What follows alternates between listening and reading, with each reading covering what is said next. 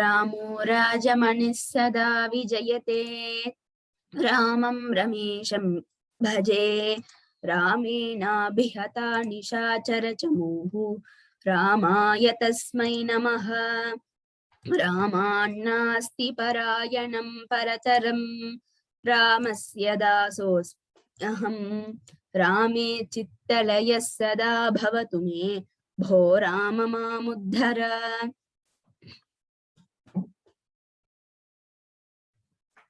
Revise the previous shlokas. सर्वशिवस्थाणुः भूतादिर्निधिरव्ययः सम्भवो भावनो भर्ता प्रभवः प्रभुरीश्वरः स्वयंभू शम्भुरादित्यः पुष्कराक्षो महास्वनः अनादिनिधनो धाता विधाता धातुरुत्तमः अप्रमेयो हृषीकेशः पद्मनाभोऽमरप्रभुः विश्वकर्मा मनुस्त्वष्टा स्थविष्ठस्थविरो ध्रुवः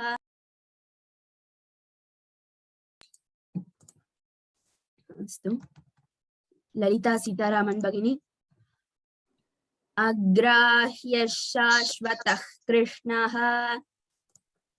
शाश्वतः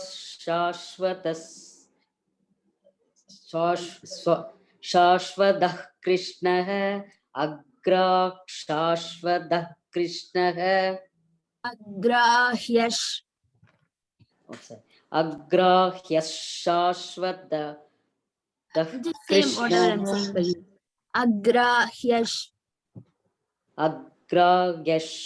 कृष्णः अग्राह्य शाश्वतः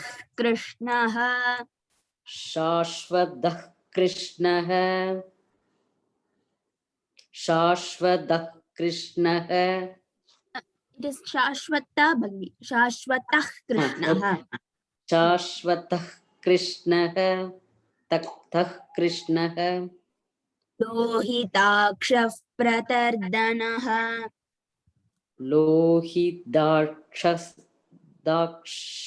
प्रदर्दनः लोहिताक्षः प्रदर्दनः लोहिताक्षः लोहिताक्षः प्रदर्दनः लोहिताक्षः प्रदर्दनः it is ta okay लोहिताक्षः प्रदर्दनः लोहिताक्षः प्रदर्दनः no mahaprana is there bhagini but just practice that okay prabhutastrikakubdhama प्रभुदस्त्रिककुप्ताम प्रभुदस्त्रिककुफ that is kub no prabhudas who is the mahaprana प्रभुदस्त्रिककुप्ताम पवित्रं मंगलम परम पवित्रं मंगलं परम पवित्रं मंगलं परम கொஞ்சம் practice பண்ணிக்கோங்க yes madam शाश्वत अग्राह्य शाश्वतः कृष्णः अग्राय शाश्वतः कृष्णः अग्राय शाश्वतः कृष्णः say it again what ka can you say it again अग्राय शाश्वतः here visargam followed by sha ish has to come visargam followed by ka half hakara has to come agrahya shashvatah krishnah अग्राय शाश्वतः कृष्णः लोहिताक्षः प्रतर्दनः लोहिताक्षः प्रदर्दनः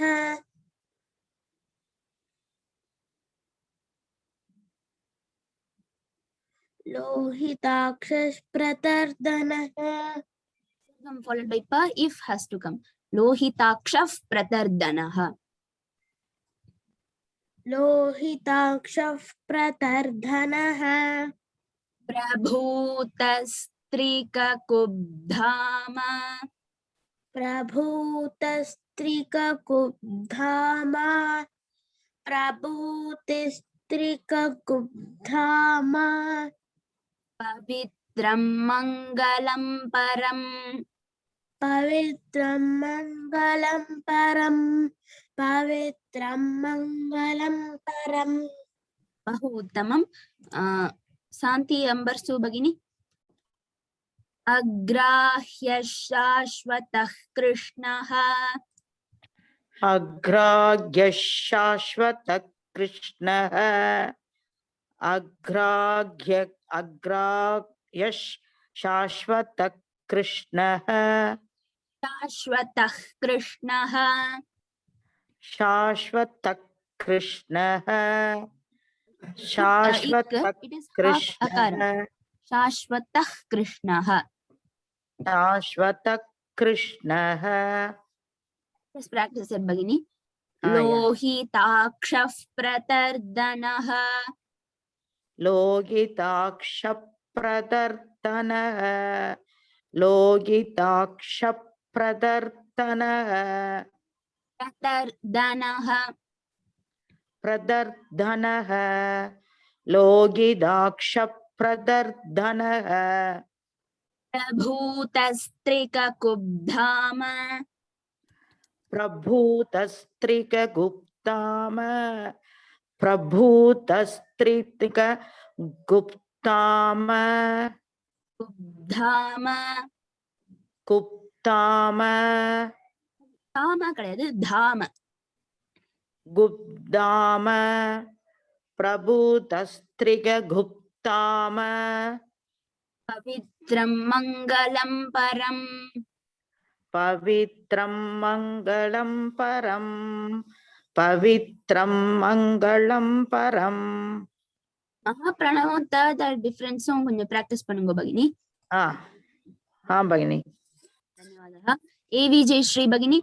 Agrahya shashvatah krishnaः लोहिताक्षः प्रतर्दनः प्रभूतस्त्रिक कुब्धाम पवित्रं मङ्गलं परम्.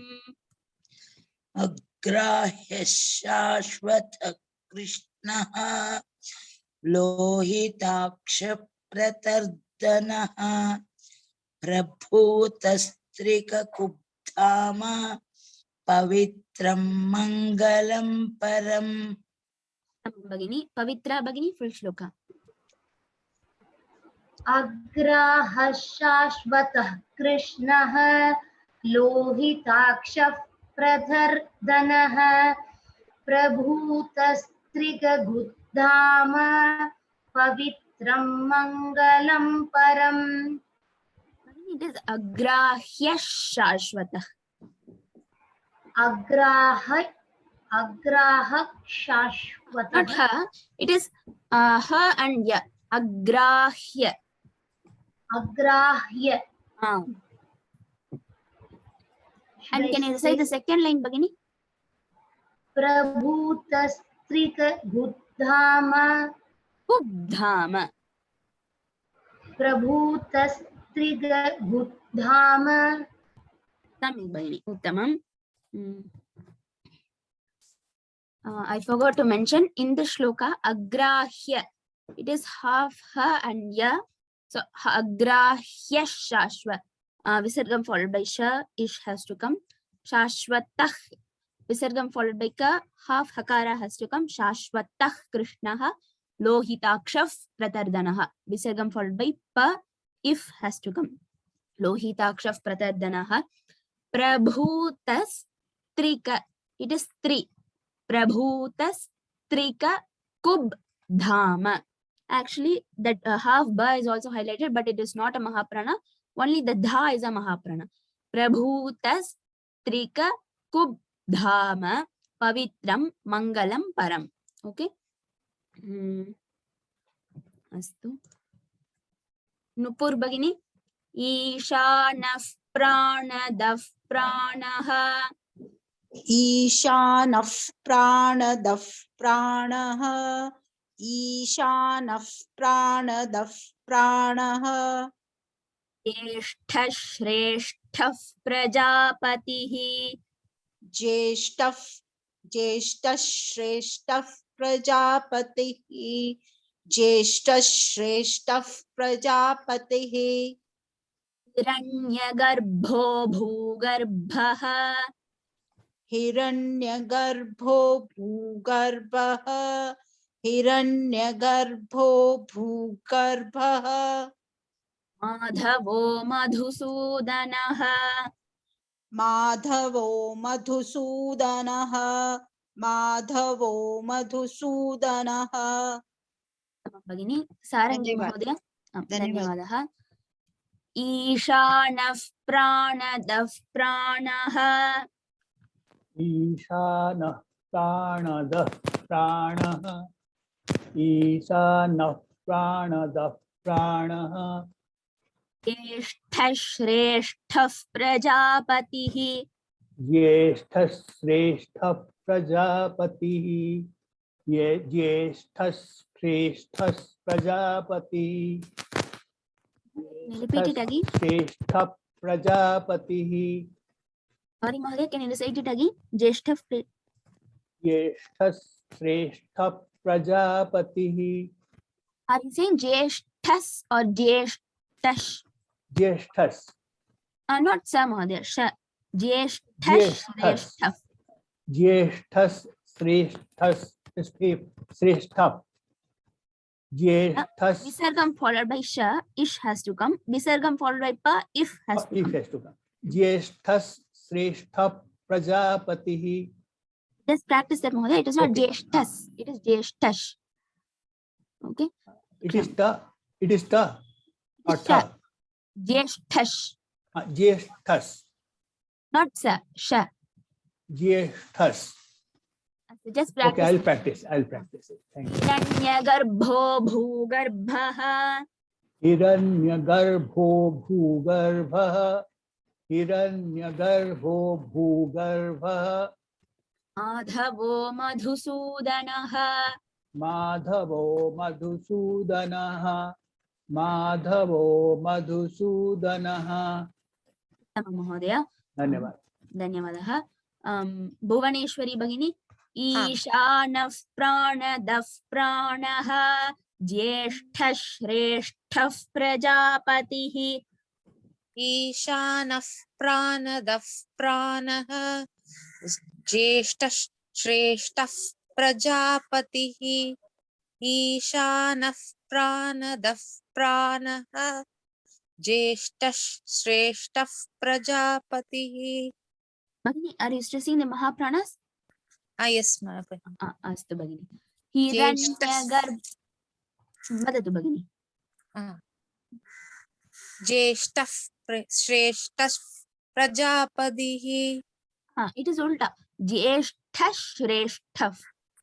ज्येष्ठः श्रेष्ठः प्रजापतिः हिरण्यगर्भो भूगर्भः माधवो मधुसूदनः. हिरण्यगर्भो भूगर्भः माधवो मधुसूदनः हिरण्यगर्भो भूगर्भः माधवो मधुसूदनः. Bhagini, are you stressing the Mahapranas because I am not able to hear it clearly? Shall I tell once again, ma'am? Bhagini. हिरण्यगर्भो भूगर्भः Bhu has to be stressed. Bhugarbha. भूगर्भः माधवो मधुसूदनः Madhusudanah. मधुसूदनः. Uttamam Bhagini. Thank you. धन्यवादः. In the shloka, Visargam Sadhe, Ishanah Pranadah Pranaha. In the first pada, only Visargam followed by pa, if has to come. Ishanah Pranadah Pranaha. Jyeshtha Shreshtav. First, Visargam followed by sh. So, Jyeshtha Shreshthaf. Visargam followed by pa, if has to come. Jyeshtha Shreshthaf Prajapati. And also the tha is a Mahaprana. Then Hiranyagarbho Bhugarbha, all the bha are Mahapranas. Madhavo Madhusudanaha, dha is a Mahapranas. Astu. Shloka. Ishanah Pranadav Pranaha Jyeshtha Shreshthah Prajapatihi Hiranyagarbho Bhugarbha Madhavo Madhusudanaha. ईशानः प्राणदः प्राणः ज्येष्ठः श्रेष्ठः प्रजापतिः हिरण्यगर्भो भूगर्भः माधवो मधुसूदनः. समीचीनम्. धन्यवादः. धन्यवादः. नागपद्मजा भगिनी फुल् श्लोक. भगिनी I can ईशानः प्राणदः प्राणः ज्येष्ठः श्रेष्ठः sorry No problem भगिनी. ईशानः प्राणदः प्राणः ईशानः प्राणदः प्राणः. Are you saying pranadap pranaha or pranadaf pranaha? प्राणदः प्राणः. Are you saying if or if? If भगिनी. If, okay भगिनी. ज्येष्ठः श्रेष्ठः प्रजापतिः. ज्येष्ठः श्रेष्ठः प्रजापतिः ज्येष्ठः श्रेष्ठः प्रजापतिः हिरण्यगर्भो भूगर्भः हिरण्यगर्भो भूगर्भः हिरण्यगर्भो भूगर्भः भूगर्भः भूगर्भः माधवो मधुसूदनः माधवो मधुसूदनः माधवो मधुसूदनः. उत्तमं भगिनी. अस्तु. बी श्यामला भगिनी. ईश्वरो विक्रमी धन्वी ईश्वरो विक्रमी धन्वी ईश्वरो विक्रमी धन्वी मेधावी विक्रमः क्रमः मेधावी विक्रमः क्रमः मेधावी विक्रमः क्रमः. அந்த க அழுத்த கூடாது. मेधावी विक्रमः क्रमः अनुत्तमो दुराधर्षः अनुत्तमो दुरादर्शः अनुत्तमो दुरादर्शः दुराधर्षः அந்த த அழுத்தணும் भगिनी. अनुत्तमो दुराधर्षः कृतज्ञः कृतिरात्मवान् कृतज्ञकृतिरात्मवान् कृतज्ञकृतिरात्मवान् तज्ञः कृतिरात्मवान् कृतज्ञकृतिरात्मवान्. भगिनी कृति கிடையாது கிருதி. कृति कृति कृतिरात्मवान्. उत्तमं भगिनी. धन्यवादः. यस् अनघा भगिनी. ईश्वरो विक्रमी धन्वी ईश्वरो विक्रमी धन्वी ईश्वरो विक्रमी धन्वी मेधावी विक्रमः क्रमः मेधावी विक्रमः क्रमः मेधावी विक्रमः क्रमः अनुत्तमो दुराधर्षः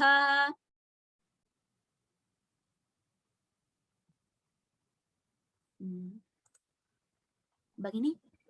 अनुत्तमो दुराधर्षः अनुत्तमो अनुत्तमो दुराधर्षः कृतज्ञः कृतिरात्मवान् कृतज्ञः कृतिरात्मवान् कृतज्ञः कृतिरात्मवान् उत्तमं भगिनी सुमति भगिनी ईश्वरो विक्रमी धन्वी मेधावी विक्रमः क्रमः ईश्वरो विक्रमी दन्वी मेधावी विक्रमः क्रमः ईश्वरो विक्रमी दन्वी मेधावी विक्रमः क्रमः महाप्राणः स्लाइटली अस्तु भगिनि स्लैट्लि ओके अनुत्तमो दुराधर्षः कृतज्ञः कृतिरात्मवान् अनुत्तमो दुरादर्शः कृतज्ञः कृतिरात्मवान् अनुत्तमो दुरादर्शः कृतज्ञः कृतिरात्मवान् कृतज्ञः कृतज्ञः அது வந்து த சொல்றீல த சொல்றீல த த ஓகே भगिनी कृतज्ञः कृतज्ञः कृतिरात्मवान् कृतज्ञः कृतिरात्मवान् उत्तमं भगिनी शिरीषा भगिनी ईश्वरो विक्रमी धन्वी मेधावी विक्रमः क्रमः अनुत्तमो दुराधर्षः कृतज्ञः कृतिरात्मवान् ईश्वरो विक्रमी धन्वी मेधावी विक्रमः क्रमः अनुत्तमो दुराधर्षः कृतज्ञः कृतिरात्मवान् बहु समीचीनं भगिनी धन्यवादः धन्यवादः बीना राघवन् भगिनी फुल् श्लोक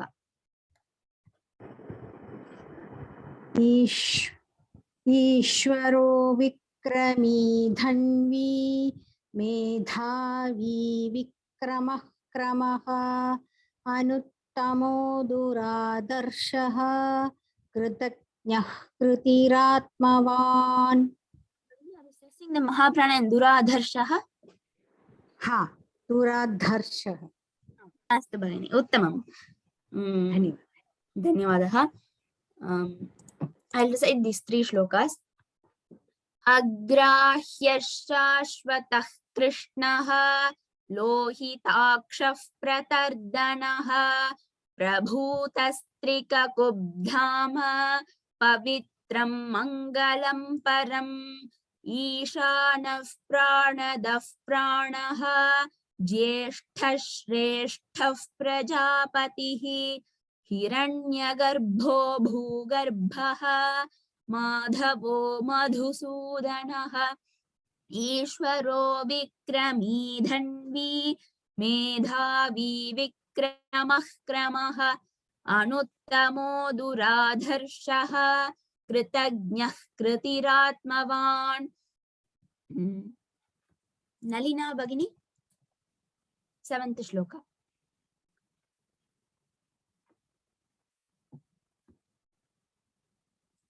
नलिना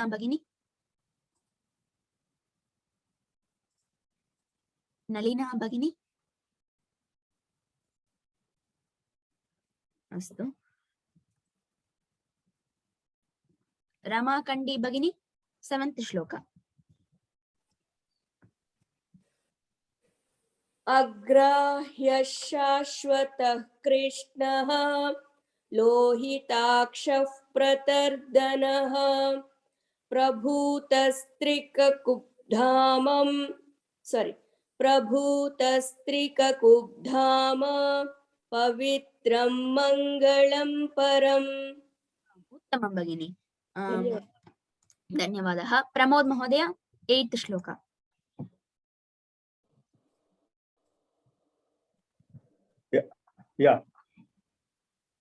ईशानः प्राणदः प्राणः ज्येष्ठः श्रेष्ठः प्रजापतिः हिरण्यगर्भो भूगर्भः माधवो मधुसूदनः। उत्तमं महोदय। धन्यवादः। धन्यवादः। सुधा रविशंकर भगिनी 9th श्लोक। ईश्वरो विक्रमी धन्वी मेधावी विक्रमः क्रमः अनुत्तमो दुराधर्षः कृतज्ञः कृतिरात्मवान्। Can you say the second line again?